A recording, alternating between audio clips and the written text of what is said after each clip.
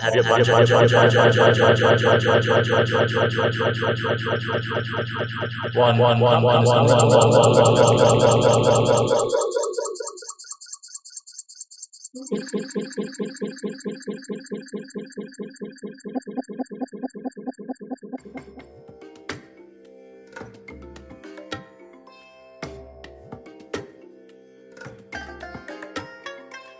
I bless you all. Let you all open all your three eyes and manifest the powers of Mahasadashiva. Om Nityananda Paramashivoham. Om Nityananda Paramashivoham. Om Nityananda Paramashivoham. Om Nityananda Paramashivoham. Om Nityananda Paramashivoham. Om Nityananda Paramashivoham. Om Nityananda Paramashivoham. Om Nityananda Paramashivoham. Om Nityananda Paramashivoham.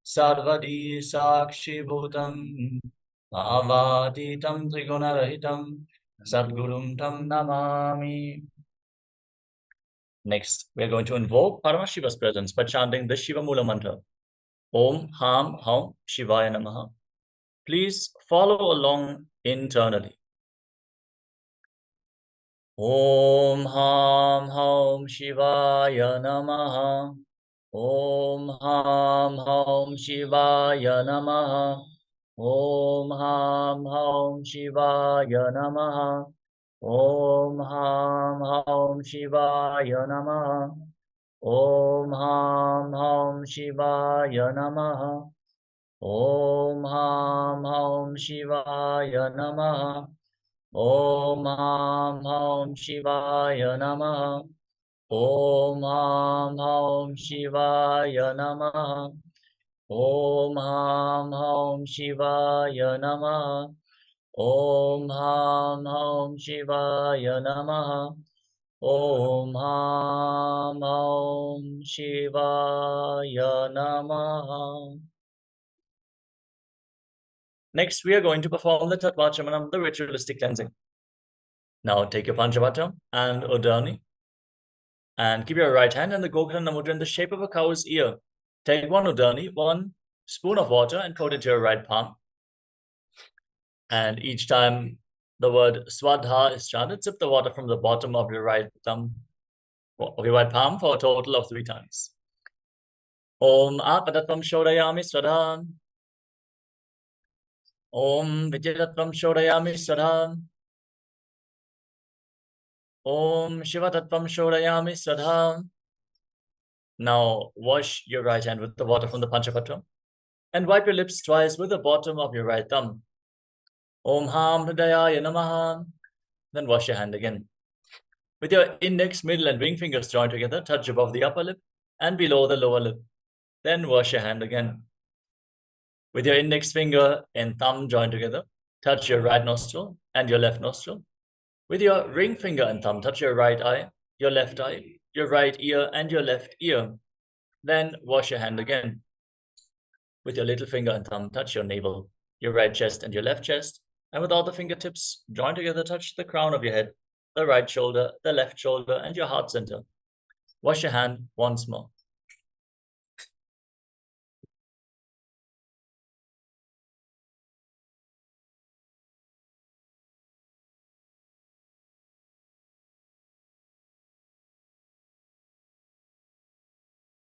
Now, place your right hand on top of the left and place both hands on the right thigh.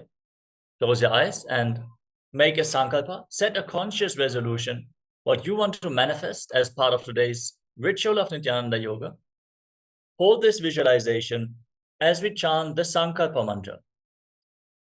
Om Namo Pata Samasta Duitakshayadvara Bhagavat Shri Nityananda Paramashiva Prityatam Shri Nityanandeshwari Paramashiva Shakti Sameta Shri Nityanandeshwara Paramashiva Prityatam Cha Adya Purvokta Evam Guna Visheshena Vishishtayam Asyam Shubhaditau Purna Arogya Yukta Dalagatra Yogiga Shri Rasityatam Paramashiva Shakti Avishkaranatam Nityananda Yoga Vyasam Karishye.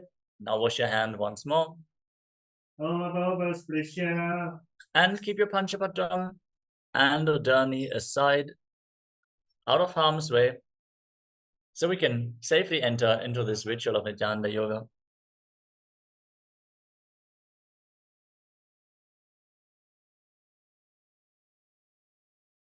First, let us cover the components of Nityananda Yoga. Starting off with asana, physical body postures, aligning your physical body to Paramashiva. Pranayama, breathing techniques. By controlling the inhalation, retention, and exhalation of the breath, you are aligning your breathing to Paramashiva, cleansing your energy channels of the body. Bandhas, energy locks, prevent the prana from seeping out into the space around you and direct it upwards to the higher energy centers. By contracting the perineal floor, you're activating the Mula Bandha. By contracting your stomach muscles above and below the navel and pulling your stomach in and up towards your spine, you're engaging Uddiyana Bandha, the abdominal lock. by contracting your throat muscles and locking your throat to the chest. You're engaging Jalandhara Bandha, the throat lock. Perform all three bandhas simultaneously. This forms Mahamudra Bandha, which you're going to refer to various times throughout this asana sequence. The next component is mudra, by keeping your hands in certain hand gestures and aligning various other body parts. You redirect the flow of the prana and activate the non-mechanical parts of the brain. The next component is karana, sacred dance postures, as they have been preserved throughout the temples in India and captured in the Nata Shastra. These dance postures align your body movements to the cosmic body movements and lead to a subtle but intense breathing flow, which infuses intense prana into the system as you gain awareness into every single part of your body. Next is visualization. Throughout the sequence, you're going to project certain visualizations on screen. Hold these visualizations intensely. Embody the qualities of these trees, these animals, these deities. Embody the essence of the asanas as you perform the visualization sincerely, aligning your thinking to Paramashiva, manifesting Mano Shakti, the power of thought. Next is japa, the internal repetition of mantras. Throughout the sequence, we request all the participants to internally repeat certain mantras in a continuous repetition. We're going to project these mantras, these japas on screen, and we are also going to let you know whenever the japa changes. Visualize the japa rotating around your throat in a circular manner as you repeat it. Don't strike a sound, and your tongue should not touch the upper or lower palate as you repeat the japa. This will cleanse your Vishuddhi chakra and awaken Vak Shakti, the power of speech, aligning your speech to Paramashiva. The next component is listening to the mantras, the scripture references for all the asanas. This includes the instructions and the benefits in the Sanskrit language. Don't worry, even if you do not understand the Sanskrit language, simply listening to these mantras will awaken certain energies within your body, as the Sanskrit language has its phonetic significance. So raise your energy levels by simply listening to the chants in the background. We are so blessed to have all the scripture references in the voice of the Supreme Pontiff of Hinduism himself. Next is mandala, the two-dimensional reflection of certain gods and goddesses. As you can see in the background of our acharyas, we're projecting the Shri Yantra, the Shri Chakra, which is a reflection of Mahadeva's very inner space. Simply by gazing at this sacred yantra, the macrocosmos will be mirrored into your microcosmos and you will awaken your cosmic DNA. So gaze at this sacred yantra as much as possible throughout the asana sequence.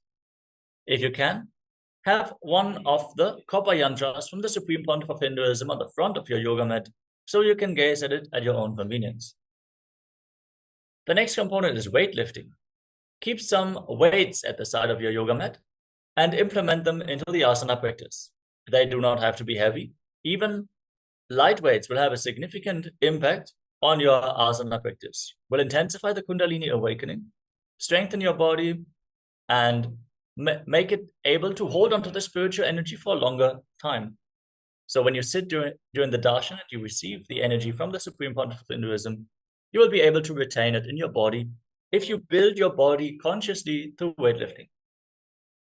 The next component is Abharanam, the sacred Rudaksha jewelry.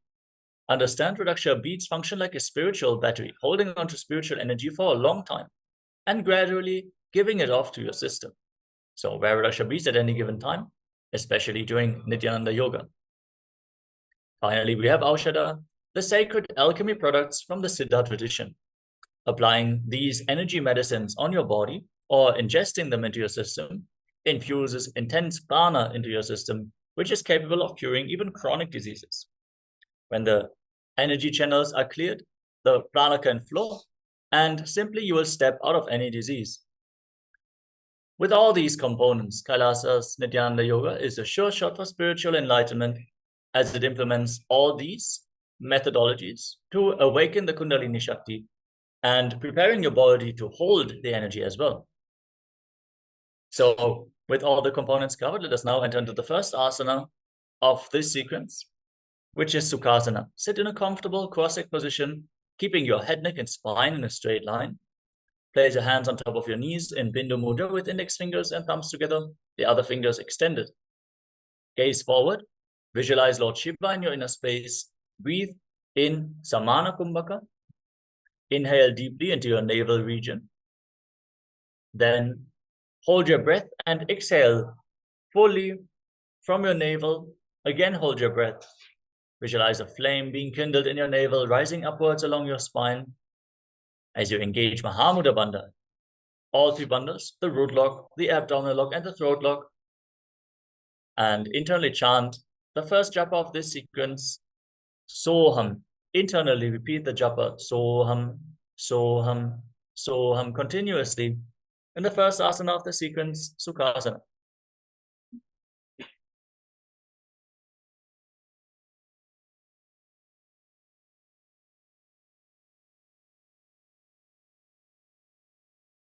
Sukhasana Asanam viditam yena hitam tena jagatrayam. Now, place your feet on top of opposite thighs. Sit in Padmasana. And then join your palms in Anjali Mudra. Raise your arms up straight above your head. Engage Mahamudra Bandha, all three bandhas, and visualize yourself as Mount Kailash.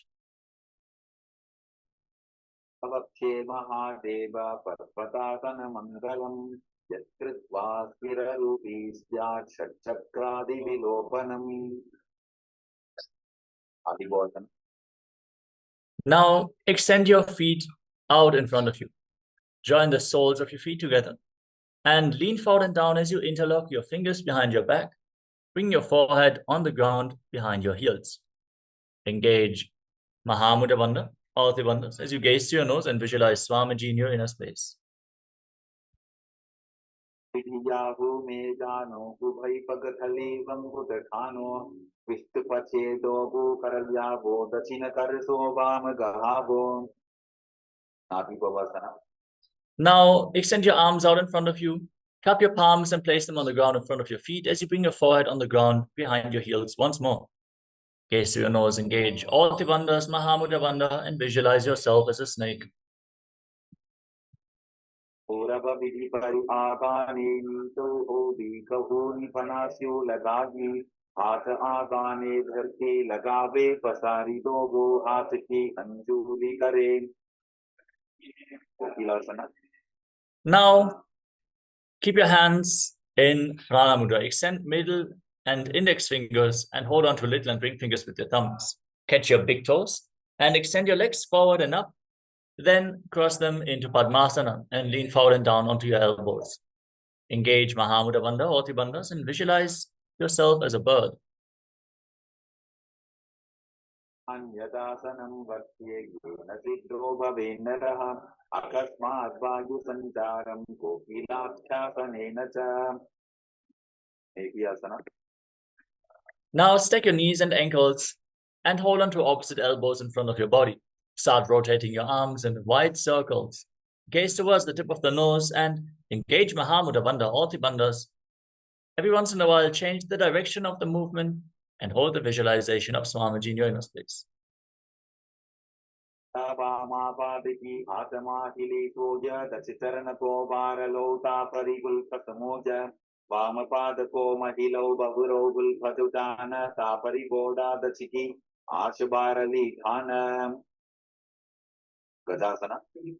Now place your hands on the ground and raise your hips up high, straighten your legs, and scoop your head and chest forward and down again and again.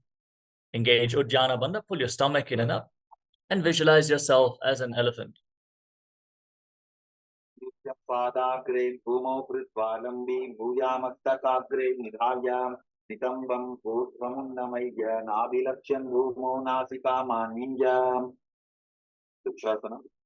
Now, from the same position, push one heel into the ground and lift the other heel up alternatingly. Engage Uddiyana Bandha and visualize yourself as a bear.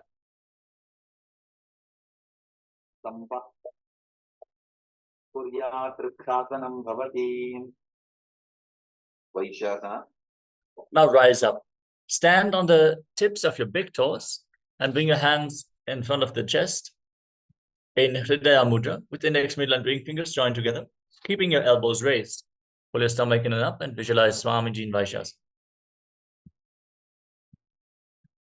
केशेन पादयुगलं बद्ध्वा तिष्ठेत गोमुखः अथ वैश्याः भवेत् बाललिङ्गासना. Now we're going to enter into the first karana of the sequence. Stand in Arimandi posture with your heels together, toes pointing outwards and knees bent. Bring your hands to the chest and then raise one knee up along the center of your body and follow along with the respective hand on both sides. Again and again, gracefully move your arms and legs in a circular motion.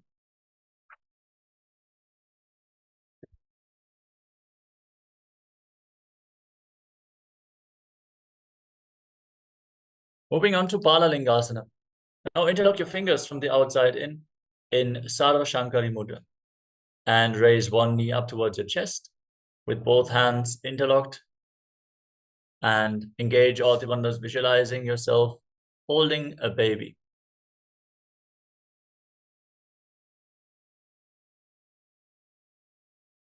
संजानुपुरसि आलिङ्ग्य स्थातव्यं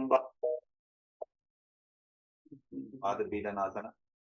Now hold the foot and pull it behind towards your buttocks with both hands interlocked in Parasha Mudra.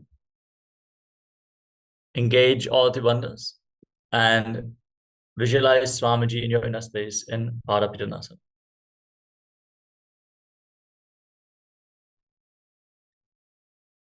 एकस्मिन् पादतले कराभ्यां वेष्टयेत्तनं पृष्ठे संस्थापनमासनं नटराजासना. Now hold the sole of the foot from the inside and kick your leg back and up as you extend the other arm forward with the hand in Bindu Mudra with the index finger and thumb together. Visualize yourself dancing as Lord Nataraja. अनपादं क्रौञ्चं च मरीचिं वीरभद्रकं नटराजं त्रिकोणं च ताण्डुष्टप्रसारणे बाललिङ्गासना. Now repeat Balalingasana on the other side. Again, interlock your fingers from the outside in, pull the other knee towards your chest, engage all Trivandas and visualize yourself caressing a baby. अनुपुरसि आलिङ्ग्य स्थातव्यं बाललिङ्गरं भवति पादपीडनासना. Now pull the foot behind towards your buttocks with both hands interlocked in Parasha Mudra. Keep your knees together and visualize Swamiji in your inner space. एकस्मिन् पादतले कराभ्यां वेष्टयेत्तनं पृष्ठे संस्थाप्य यत्तेन पादपीडनमासनं नटराजासना. Now catch the sole of the foot from the inside, extend the leg back and up, and extend the other arm forward with the hand in Bindu Mudra. Visualize yourself performing the cosmic dance as Lord Nataraja. उत्तानपादं क्रौञ्चं च प्रीतिं वीरभद्रकं नटराजं त्रिकोणं च सुप्ताङ्गुष्ठप्रसारणे आदासना. Next up is Ardha Chakrana from Arimandi position. Heels together, toes pointing outwards and knees slightly bent. Bring your hands to the chest, then step the right foot behind the left and swing the right arm back and forth like a pendulum. Gracefully move your fingers one by one. Then place the right hand over the nose and cross your ankles. Step the left foot behind and repeat the movement on the other side as well.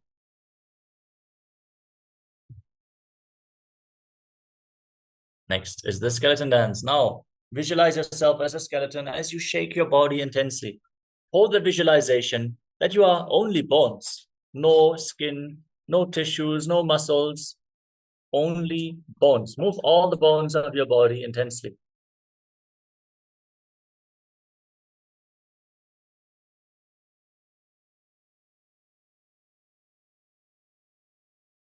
Next up is Katit Chinakarana from Arimandi position. Cross your arms over top of your head with the palms facing back. Then turn your body to one side and open up your arms over top of your head. Cross your arms again as you return to the center, then open them up to the other side again and again.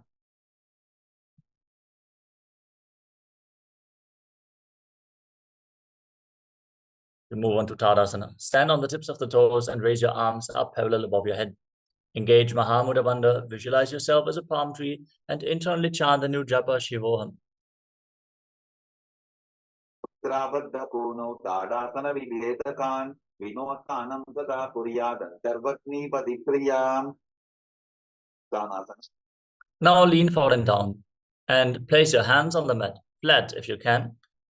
Otherwise, you can hold onto your calves and pull yourselves lower. Try to bring your head towards your knees. As you engage Mahamudra Bandha, squeeze your core, pull yourself down, and visualize Swamiji in Uttanasana. Mudrabadhakono tadasana vibhedakan vinotanam sada kuryadan sarvatni padipriyam. Rakshvasana. Now walk your hands forward and step your feet back into a tall plank position. Lock your throat and rotate your head from side to side in Jalandhara Bandha as you visualize Swamiji in your instance. Tanavastitvamastakam varam varam dakshina kukshim satya kukshim nagetem sarachvasanam bhavati. Bhujangasana. Now lower your body down onto your stomach. Keep your hands at the side of the shoulders and raise your head and chest by the strength of your lower back. Inhale through the hollow of your throat as you keep your mouth open wide and visualize yourself as a cobra. Sarnabhiparyantam adhogumo vinimyadetem karabhyantadaran dritva udvashirshaphanivati dehat nirbardhade nityam sarvaroga vinashanam jagarti budagi devi bhujangasana sadhanate. Prashasana. Now push your body back up into the plank position and alternate pulling your knees in towards your chest back and forth. Breathe calmly through your nose, leading the prana along your spine and holding your breath on and off along the various chakras of your body. And visualize Swamiji in Shashasana. Samsito janudvayamapuncha varam varam kartavyam shashasanam bhavati. Prashasana. Now step one foot forward in between your hands and alternate jumping the front foot back and bringing the other foot forward again and again, visualizing yourself as a chariot in Rathasana. Sanasamsito evaikam padam guru margena brahmajitva kartavyam shashasanam bhavati. Virabhadrasana. Now rise up. Keep one foot forward and the other foot far back. Your back toes facing sideways. Bend the front knee at a 90-degree angle. Pull your stomach in and up towards your spine and raise your arms up straight, parallel over top of your head. Gaze towards your third eye and visualize yourself as Lord Vidavata. Keep the front knee at a 90-degree angle to intensify this asana. Mata kaundinyam kudvakukudamevacha ashtavakramato mayuram setu bandhanam uttanapadam krauncham cha marichim virabhadrakam natarajam trikonam cha suptangushta prasarane. Virabhadrasana. Now exchange the position of your feet. Bend the other knee at a 90-degree angle. Raise your arms up, pull your stomach in and up and gaze towards your third eye. Visualize yourself having 8 arms as Lord Vidavata. Vasishtamata kaundinyam kudvakukudamevacha ashtavakramato mayuram setu bandhanam uttanapadam krauncham cha marichim virabhadrakam natarajam trikonam cha suptangushta prasarane. Vrikshasana. Now raise one foot up towards the inner opposite thigh, keeping the heel firmly pressed against the perineum. Join your palms and raise your arms up in Anjali Mudra. Engage Uddiyana Bandha, the abdominal lock, and visualize yourself as a tree. Urmula deshe cha yamyam padam vidhadyato dishte tu vrikshavad bhumo vrikshakaramidam viduho. Garbhasana. Now bring the raised foot on top of the opposite hip and join your hands in Namaskara Mudra in front of your heart center. Visualize yourself having big wings on your back as Lord Garuda. Asanamavachye jenarjyanam stiram bhavet sarvadoshad vinirmukto bhavatiha mahabali ekapadamuro badva ekapadena dandavate jankapadasandideshe ganubhyagramya vastitaha. Vrikshasana. Now repeat Vrikshasana, the tree pose on the other side by raising the other heel towards the inner opposite thigh. Raise your arms up over top of your head. Stand stable, strong, sturdy like a tree in a vrikshasana. मूलदेशे च याम्यं पादं निधार्यतो तिष्ठेत् वृक्षवद् भूमौ वृक्षासनमिदं विदुः Asana. Now bring the raised foot on top of the opposite hip and your hands in Namaskara mudra in front of your heart center. Visualize yourself as Lord Karuna. आसनमावक्ष्ये येन ज्ञानं स्थिरं भवेत् सर्वदोषात् विनिर्मुक्तो भवतीह महाबली एकपादमुरो बद्ध्वा एकपादेन दण्डवते जङ्घापादसन्धिदेशे जानुभ्यग्रं व्यवस्थितम् त्रिकोणासना. Now step one foot forward and the other foot far back. Extend your arms out parallel to the ground and lean forward and down. Bring one hand to the front foot and the other arm pointing up to the sky. Keep your shoulders aligned.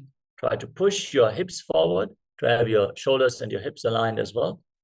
And look up along the raised arm as you visualize yourself as a triangle.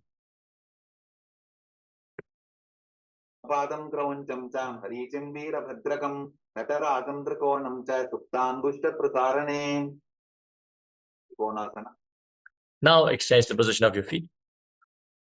And again, lean forward and down. Place the other hand by the foot. Push your hips forward to intensify the stretch and keep your shoulders in line as you visualize yourself as a triangle in Trikonasana, the triangle pose.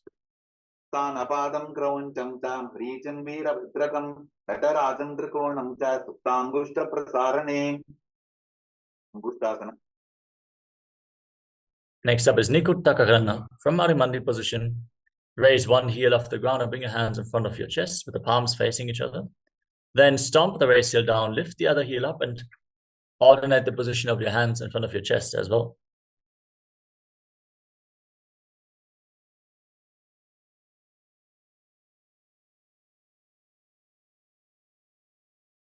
Now squat down and raise your heels off the mat. Sit on the heels with your perineum. Keep your knees together and off the ground. Join your hands in Namaskara in front of your heart center. As you start buzzing like a bee on the in and exhalation, in Brahmari Kumbhaka, visualize Swamiji in your inner space and internally chant the new japa Sadashivoham in Angushtasana. sanamityāhuः गोरक्षासनमेव च अंगुष्ठमुष्टिकं येयं ब्रह्मप्रासादिकं तथा गौरासना.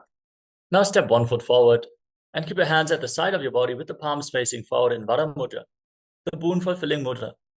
Visualize Swamiji in Saurasana.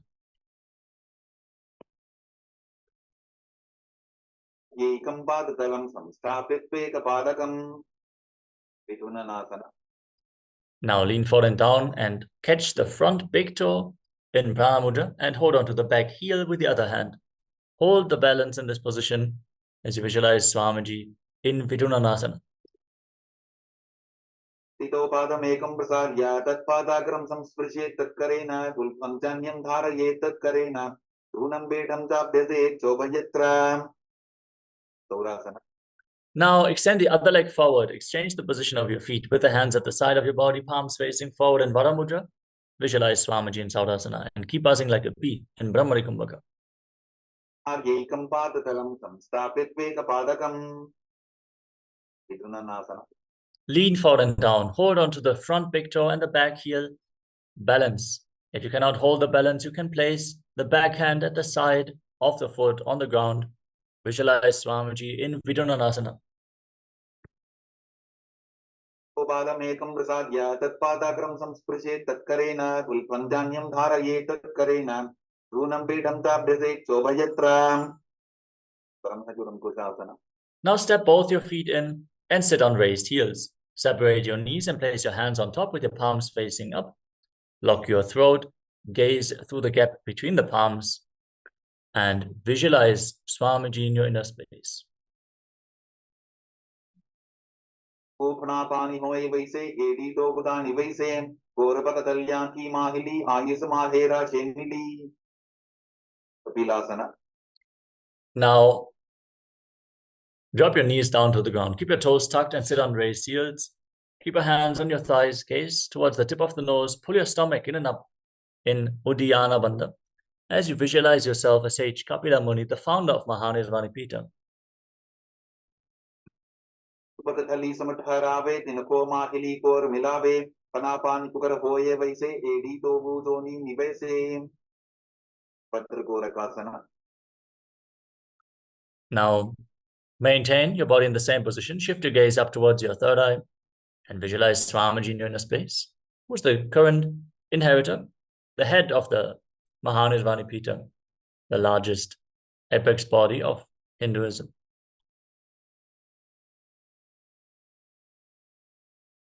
तली संपुट करे कोरबारली भोगरि धरे कोरबारली Rafe ऐसे तापरी मूलत भारती की बैसे. सूर्यासना. Now raise your knees off the ground. Join the soles of the feet together and sit on raised heels. Bring your thumbs and little fingers together and open up your palms resembling a lotus flower in Padma Mudra and raise your arms up straight above your head. Gaze through the gap between the palms. Engage Uddiyana Bandha. Hold the balance as you visualize Lord Surya in your inner space. तो वो बुदा तरियाने फना पानी बैठक को निठाने गोला चंद अधर करी रहे आडे वाम किसी विधि कहे. मंदुकासना. Now, place your knees on the ground and the top of the feet flat on the mat. Sit in between your heels with the toes touching behind your back. Place your hands flat on your knees. Gaze up towards your third eye. And press your tongue up flat against the palate of your mouth, the Manduki Mudra. As you breathe calmly through your nose in Sahaja Kumbhaka and visualize yourself as a frog in Mandukasana. लवपृष्ठ देशे अंगुष्ठे द्वैत संस्पृशेत दानो युग्मं पुरस्कृत्य साधयेन् मंदुकासनम्. मंदुकासनम्. Now, maintain your body in the same position and cross your arms behind your back, holding onto opposite shoulders. Keep your elbows close to your head, gaze up, visualize yourself as a frog, and press your tongue up flat against the palate of your mouth as you perform Uddiyana Bandha, the abdominal lock, in Uttana Mandukasana. मंदुकासन मध्यस्थं गोपराभ्यां धृतं शिरः एतद्येकवदुत्थानम् एतदुत्थान मंदुकम्. सिंहासना. Now, cross your heels and sit on the raised heel. Place your hands on top of your respective knees. And gaze to the tip of the nose as you stick your tongue out and exhale forcefully through your mouth again and again. Roar like a lion in Simhasana.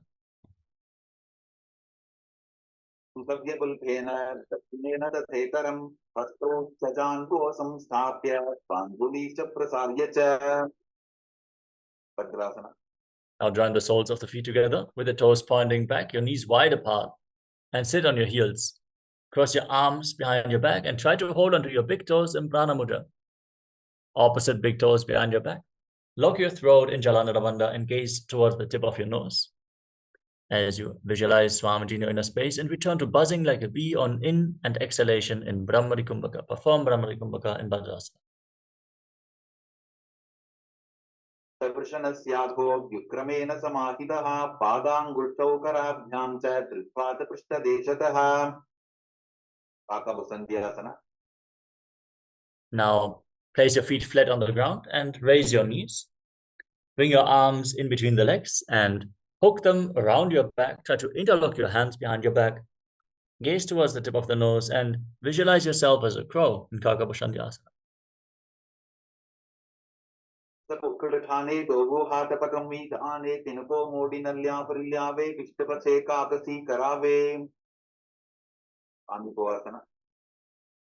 Now, from a squatting position, place your palms on the ground. Bring your knees onto your arms, up towards your armpits. Then straighten your legs, raise your hips and lean forward. Find balance and lift your feet off the ground. Visualize Swamiji in your inner space as you balance on your arms in Kanipavasana.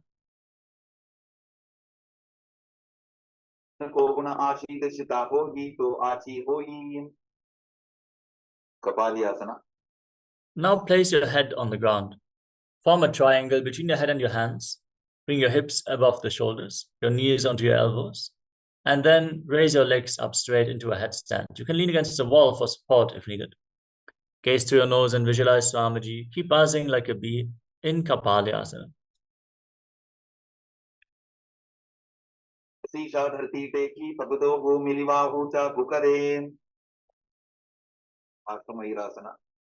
Now squat down And place your palms on the ground. Align one knee and the respective hip with your elbows. Lean forward, extend your legs out to the side and balance on your arms. Gaze to your third eye and visualize yourself as a peacock. And exhale fully and hold your breath in Vichaka Kumbhaka in Parsvamayurasana.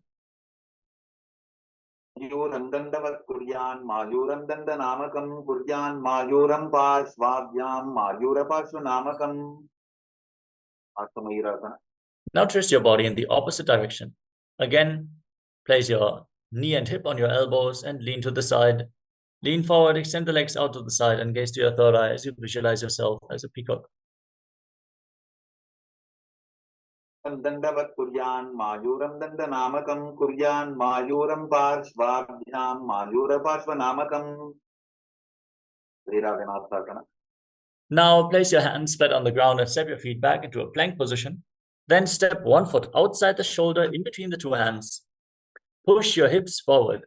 Lift your head and gaze towards your third eye as you visualize yourself as Lord Kala Bhairava in Bhairaganatha-asana.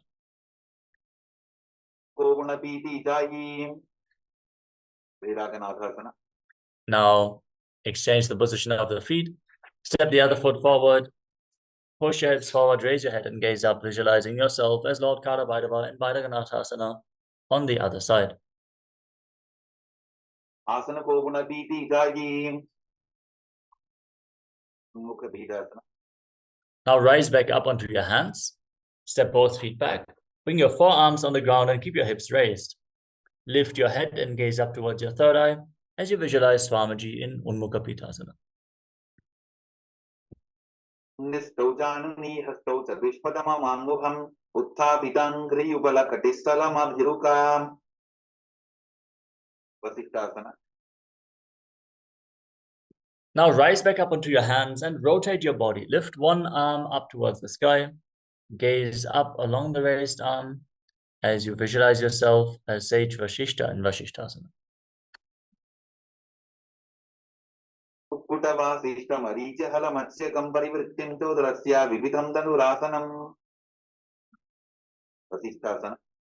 Now rotate your body in the opposite direction. Lift the other arm up towards the sky. Gaze up. Engage your core intensely. Your arms straight, your body straight as a plank. And visualize yourself as Sage Vashishta.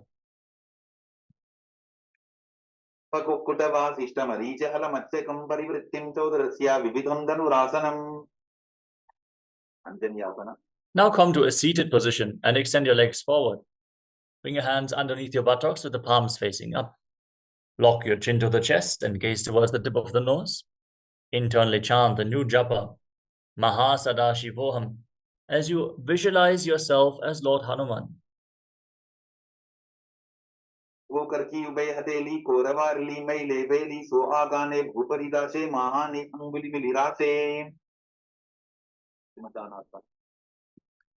Now, lean forward and down. Slightly separate your heels and hold onto your big toes in Prana Mudra with index and middle fingers. Lean forward and down.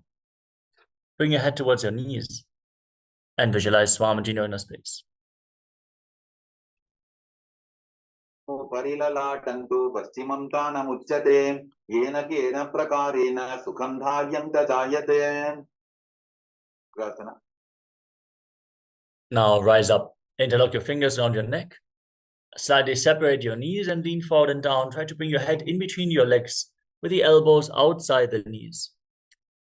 Engage Mahamudra Bandha. Squeeze your core as you visualize Goddess Kali in your inner space in Ugrasana.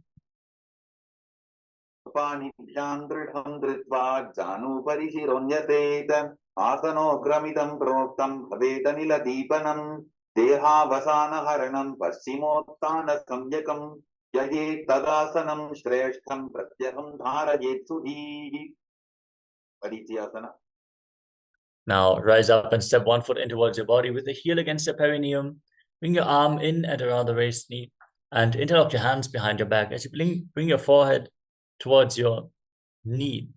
Visualize yourself as Sejmarichi. Uttanapadam grauncham tam haricham veera bhadragam natarasam trikonam cha suptangushta prasarane. Mahamudrasana. Now drop the waist into the side. Keep the heel against the perineum. Lean forward and down, catch the front foot with both hands, and pull yourself down. Exhale and hold your breath intensely. Engage Mahamudra Bandha. Internally chant Mahasada as you visualize Swamiji in Mahamudrasana. Tram pravakshami tantresmin mama vallabhe yam prapya siddha siddhim cha kapiladhyah puragataha. Vadiji asana. Now exchange the position of your legs.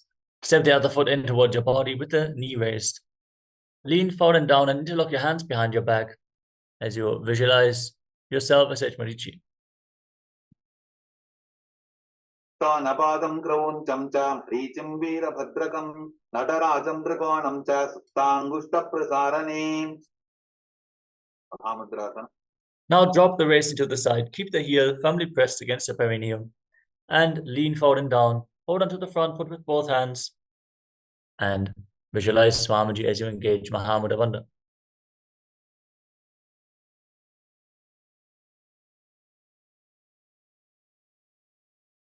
Tam pravakshami tantresmin mama vallabhe yam prapte siddha siddhim cha kapiladhyah puragataha. Bhadrasana. Now rise up and join the soles of your feet together in front of your body. Interlock your fingers around the toes and pull your heels against your perineum. Push the knees to the ground. Try to touch your knees to the mat. As you gaze up towards your third eye and visualize Swamiji in your inner space in Bhadrasana. Vrishanasya hivantya pasvayoho kshipet vadaparshve tu panibhyam dragam badhvasu nischaram. Valipavasana. Now, slightly extend your feet away from your body and place your hands on the respective knees. Lock your throat and gaze towards the tip of the nose. Visualize Swamiji in Valipavasana.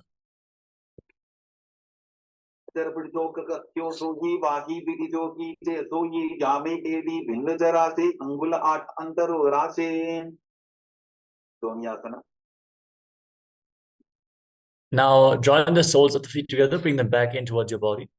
Hold onto the soles of your feet with all 10 fingers and lean forward and down. Place your forehead on the ground, gaze to your nose and visualize Yoni Mandala, the visual representation of Devi Paramashiva Shakti in Joni Asana. Upagadali samputakari edi meditating dadari arthahatako antararashi lilatapakatalya uparadase. Vidaki pavasana. Now, extend your feet away from the body, heels together and your toes separate. Extend your arms out to the side and lean forward and down. Place your forehead on the ground behind your heels. Gaze to the nose and visualize Swamiji in your inner space. Vavidi paripagadali sampudashola edi milidase. Siddha samadhi asana. Now bring your feet back in towards your body, toes together, heels apart. Scoop your hands below your shins with the palms facing up and rest your face on the ground with your toes against your throat. Gaze to the nose and visualize Lord Surya in your inner space. Upagadali samputakare sole medha aga medhare angula at antarorase edi ko ese vididashe. Vidaki pavasana. Now bring your feet in towards your body. Hold onto the soles of the feet and open them up like a book. Place your elbows on your thighs, gaze to your nose and visualize Swamiji in your inner space. Upakaki edi dhasti madhiva medharagave. Sarbrasukasana. Place your hands on the knees and gently push them down to the ground as you gaze up and pull your stomach in and up, visualizing Swamiji. Upakadali sampudadhare avane kaidare pasare goda bhuso lagatarashi hatato goda paridashe. Shavasana. Now rotate your feet. With the soles of the feet together, lift your heels up and bring the toes down. Place your knees on the ground and your hands on top of your knees in Bindu Mudra. Gaze up towards your third eye, pull your stomach in and up in Uddiyana Bandha and visualize yourself as Lord Kala Bhairava. Sampita chan yonyam vikrameno titam shanehi chanvot pasvagato hasto dandavat bhairavasanam. Samanasana. Now bring one heel against your perineum and lift the sole of the other foot against your chest with both hands. Gaze towards your third eye and visualize Swamiji in your inner space. Asanama vakshe siddhamantradi sadhanat ekapadamaro datva guhyonyalinga vatrake. Vanasana. Now lift the leg over top of your shoulder. Keep your hands at the side of your body and extend the opposite leg forward and up. Gaze towards your third eye and visualize Swamiji Napanasana.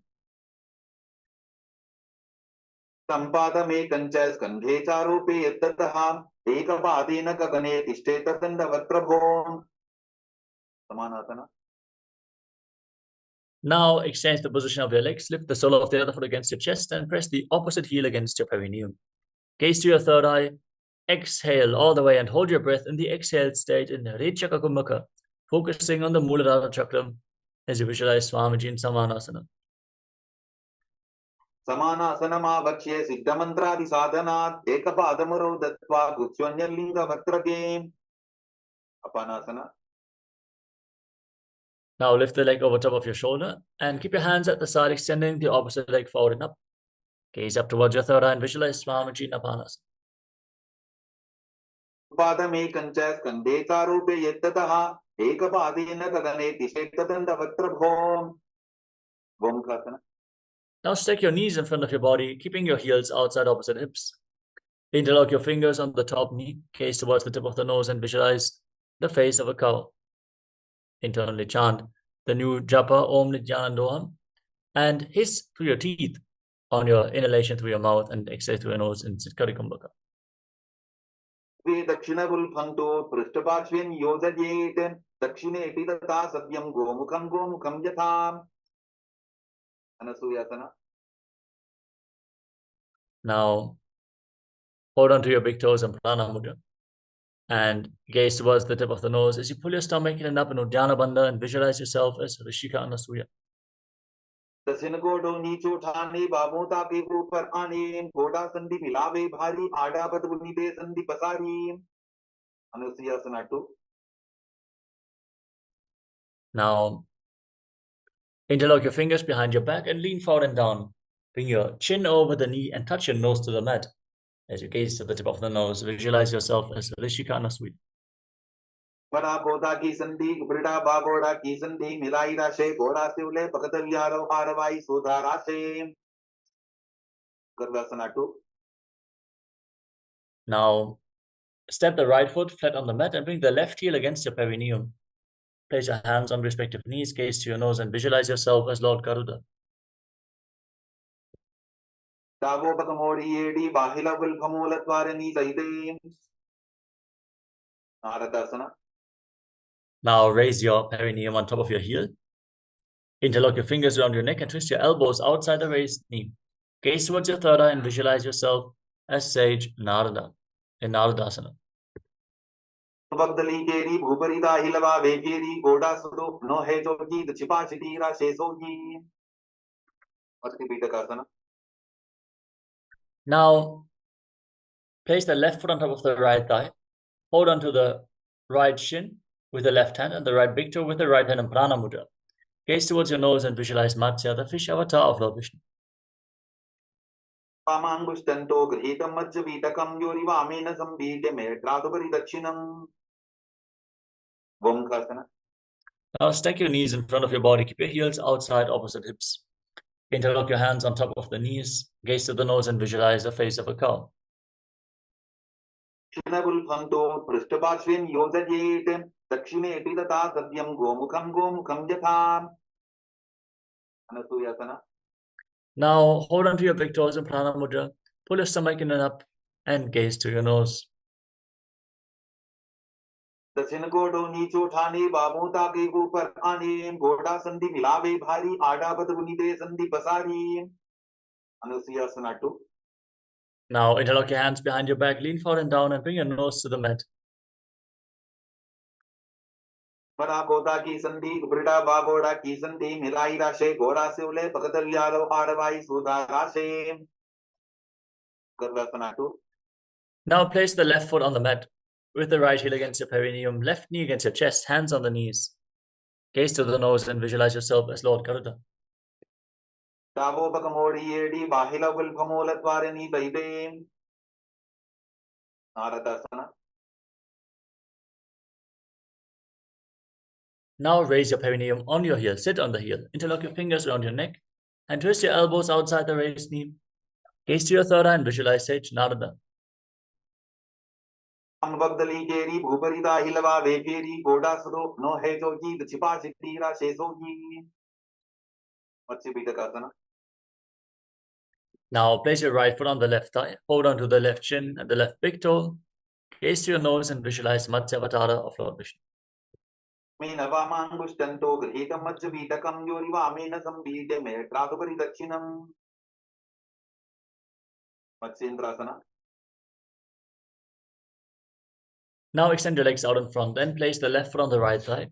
Raise the right knee, twist your left elbow outside the raised knee and bring the hand by the neck, the other hand on the ground behind you. Gaze up and visualize Sage Matsinanata. Uderam Paschima Bhasam Kritpatistadi Yatatahanam Brangam Vamapadam Gitakshatanu Parinyaset. Ubasana. Now extend the front hand down towards the foot with the elbow outside the raised knee. Hold on to the big toe in Prana Mudra and place the other hand on the respective ear. Gaze back and up as you visualize yourself as a camel.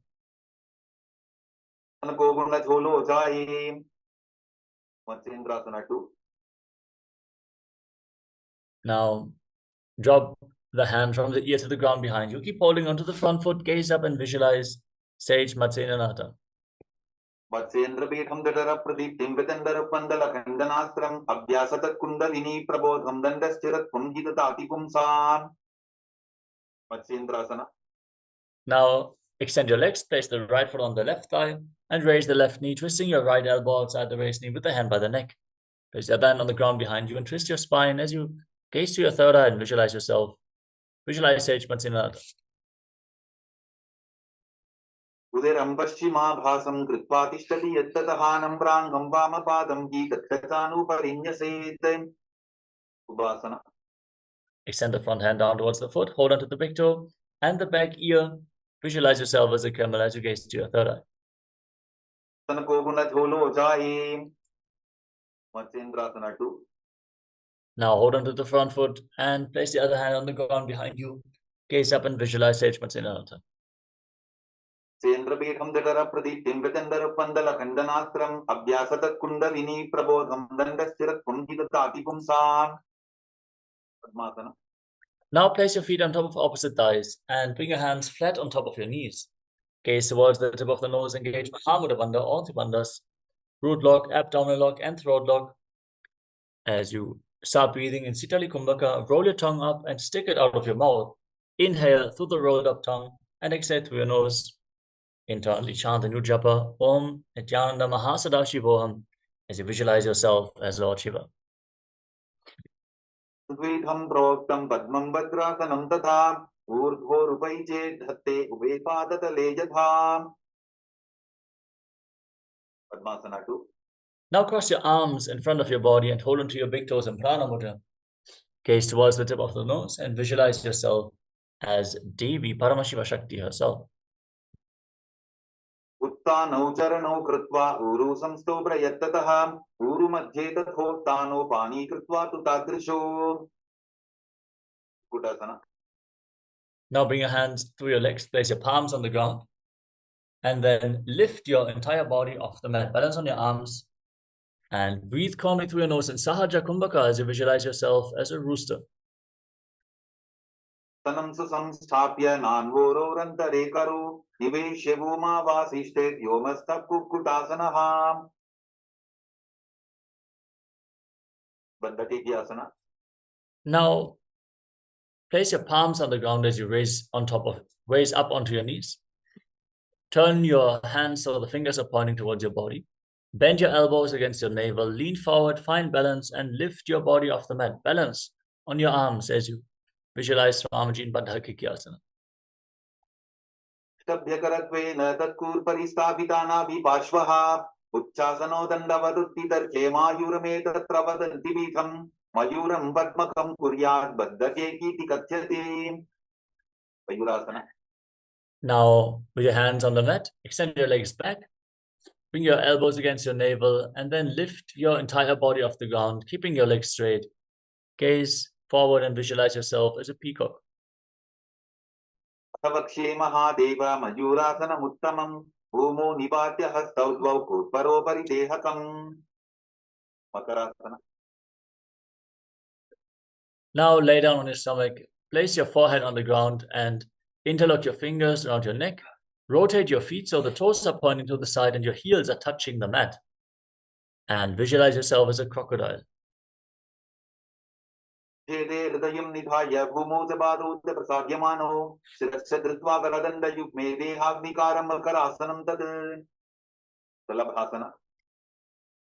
Now, place your palms on the mat next to your shoulders and raise your legs up off the ground, including your knees. Hold this position as you visualize yourself as a locust.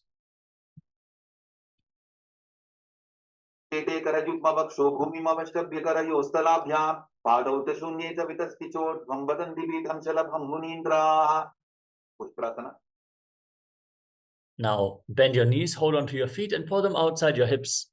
Try to touch the ground with your heels as you visualize yourself as a camel.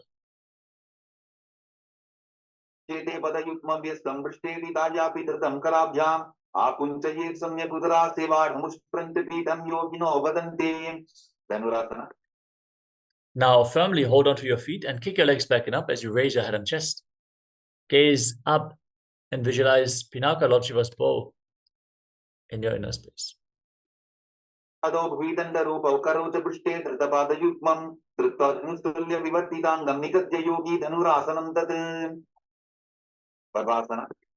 Now come to a kneeling position with your toes touching behind your back. Sit in between the heels and keep your hands on the knees, gaze to the third eye. As you breathe calmly in Sahadra Kumbhaka, visualize Swamiji and internally chant the new japa Om Nityananda Paramashivoham Bhagasana. उल्टा मोड़ी बाबतो वैसे बगरो चुगली करेगे कहीं से पावन महिला बुलबुल होगु गुलापा शिथिला वेसोगु वही आसन. Now place your forearms on the ground. Elbows shoulder width apart. Interlock your fingers. Place your head on the ground and support it with your hands. Then raise your hips. Straighten your legs. Walk your feet forward and lift your legs off the mat. Keep your knees bent and pull them in towards your chest. Try to touch your knees against your chin. As you gaze to your nose and visualize Swamiji in your inner space in Asana.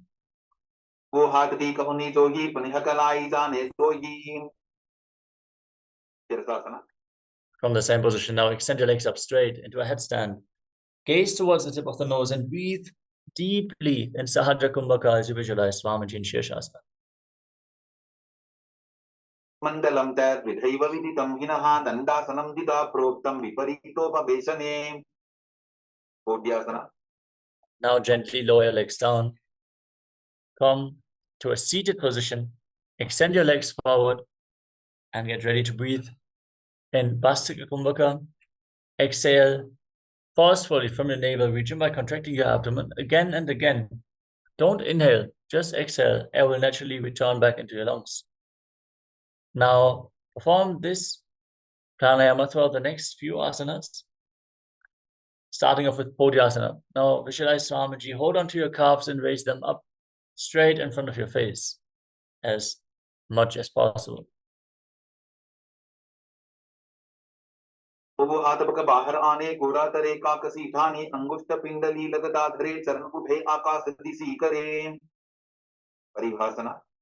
Now bring your hands behind your back. Hold onto opposite shoulders and extend your legs forward and up, visualizing yourself as a mace.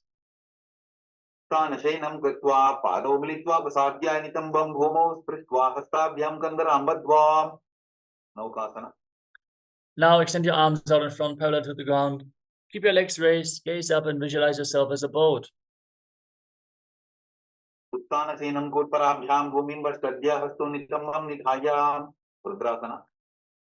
Now bring the soles of the feet together and scoop your hands below the feet. Hold them in against your chest as you gaze towards the tip of the nose. Rapidly exhale and visualize yourself as Lord Rudra.